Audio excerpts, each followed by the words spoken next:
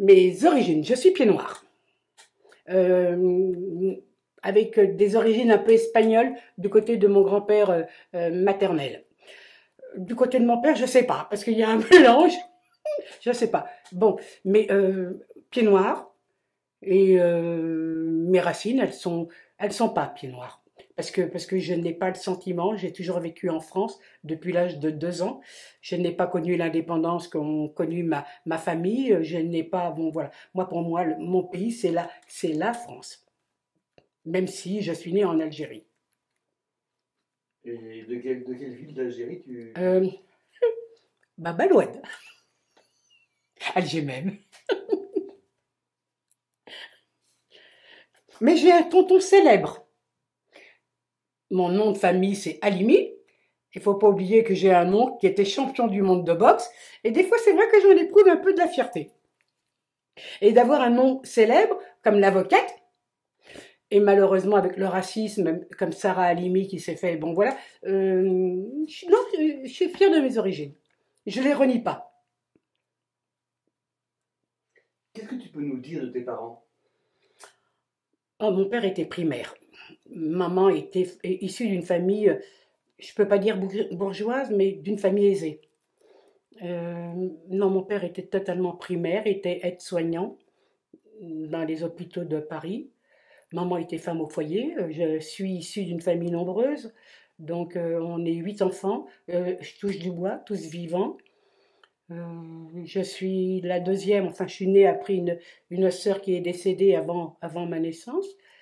Mes parents n'ont pas un bagage intellectuel, mais on s'est toujours posé la question, comment se fait-il qu'ils ont pu faire des enfants avec un QI assez élevé?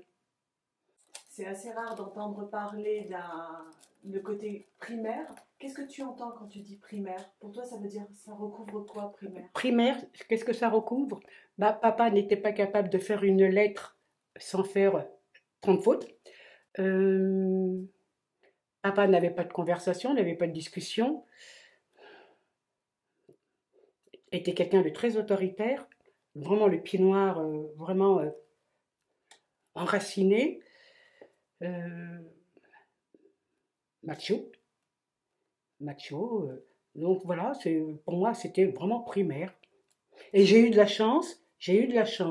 Sur mes 8 frères et sœurs, j'étais la préférée de mon père. Alors, ce qui est assez étonnant, c'est que j'étais la seule de ne pas le porter dans mon cœur. J'arrive pas. Bon, c'est comme ça. Euh, Protectrice vis-à-vis de ma mère. Voilà. Et très protectrice vis-à-vis de mes frères et sœurs. Même si je leur foutais sur la gueule, moi j'avais le droit, pas les autres. Et qu'est-ce que tu as appris de tes parents? Qu'est-ce que j'ai appris de mes parents? Bah, pas grand-chose finalement. Puisque avec mon premier mari, j'ai pas été heureuse. Et maman, pour elle, ce que je vivais avec mon premier mari, et c'était normal, c'est ce qu'elle était en train de vivre, elle. Donc, pourquoi sa fille ne vivrait pas la même chose qu'elle? Donc, j'ai pas beaucoup appris de mes parents, non.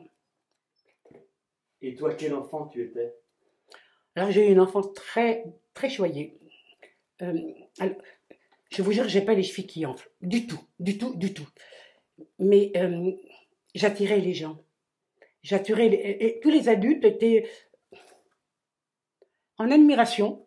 Parce que paraît-il que j'étais une belle petite fille. Donc j'avais vraiment une petite cour de soupirants adultes, moins jeunes, voilà, j'avais une cour de... Et j'ai eu une enfance très heureuse. J'ai eu une adolescence très heureuse, une première partie de ma vie, femme mariée, un peu moins. Ensuite, j'ai recommencé à être très heureuse. Mon deuxième mariage, qui a duré quelques années, j'étais heureuse. Non, ma vie m'a apporté que du positif. Je ne suis pas négative de ma vie, même s'il y a eu des creux, je ne suis pas négative de ma vie. Quels étaient tes rapports avec ta fratrie, avec tes frères et sœurs? Eh ben écoute, ce qui est assez bizarre, c'est que j'ai un frère aîné qui a 79 ans. J'étais donc la seconde. Derrière moi, j'avais un frère qui était très, très, très étude. Mais comme j'ai quitté la maison très tôt, parce que je me suis mariée très jeune, je n'ai pas de souvenir d'avoir des rapports euh, fraternels du tout, parce que j'ai quitté la maison, voilà. Donc mes frères et sœurs étant restés chez mes parents, je les retrouvais lorsque j'allais chez mes parents, mais j'ai pas de souvenir de sortie avec mes frères et sœurs. Mais par contre, n'empêche qu'aujourd'hui, je suis quelqu'un qui, faut pas qu'on touche à ma famille. Voilà. Et quand tu étais enfant, c'était quoi tes rêves? J'avais pas de rêve. J'avais pas de rêve parce que euh, je ne voulais surtout pas finir comme ma mère. J'ai toujours connu ma mère en couche. Tu vas à l'école, tu rentres, eh ben, où est maman? Bah, maman est à l'hôpital, elle est en train d'accoucher. Donc je ne voulais pas m'identifier à ma mère. J'avais pas de rêve à proprement parler. Non, j'avais pas de... je me suis laissé pousser comme ça, sans but. Non, non. Vous habitiez où? Dans le 20e, Paris 20e. Voilà. Tu peux me parler du quartier? Alors, le quartier, je ne sais pas si vous avez pris connaissance des Poulbeaux. Eh ben, on faisait partie des Poulbeaux. La famille Halimi était connue du fait que j'avais cet oncle qui était connu et qu'il était à l'apogée de sa gloire en tant que sportif. Euh, mais on se retrouvait, tous les gosses du quartier se retrouvaient au square de la place des Fêtes. Euh, non, ben, chacun jouait son petit chef. Non, c'était bien. Le quartier était agréable, agréable. On n'y est pas resté longtemps parce que malheureusement, comme mes parents sont arrivés d'Algérie, il a fallu se loger. Ils ont pris le premier appartement qui leur tombait sur la main. C'était un tout petit appartement, 2 pièces, pas de douche, les toilettes au fond de la cour. Maman nous emmenait au bain-douche une fois par semaine. Elle nous lavait tous les matins dans le baquet. Et je voulais toujours être la première à passer dans le baquet parce que je pissais dedans. Ça permettait aux autres de se laver dans une eau polluée. Ben, voilà. Bon, ça, c'était mon quartier. Et puis finalement, mes parents, enfin, mon père a décidé que c'était plus possible. Ils ont prospecté pour chercher à acheter, à être propriétaires. Ils étaient locataires et ils ont fini par faire construire une maison dans l'Essonne, à Verrières-le-Buisson, qui dans un bois. Bon, on y était très bien. Voilà. Chacun, non, chacun n'avait pas sa chambre, mais c'était pas loin. Du coup, tu as quitté le 20e, tu avais quel âge? Quand j'ai quitté le 20e, je devais avoir 11-12 ans. 11-12 ans, j'y suis bah, de l'âge de 2 ans jusqu'à 10 ans. J'ai vécu dans le 20e et j'y suis retournée il n'y a pas longtemps, mais j'ai rien retrouvé de mon enfance. Et tu es retourné aussi en Algérie? J'y suis retournée, mais là j'avais 5 ans, parce que j'avais encore la famille avant les événements de l'indépendance. J'avais encore toute ma famille de mon père et de ma mère, et pour les mariages. Donc j'y suis retournée pour mes 5 ans. J'ai des souvenirs, j'ai des flashs.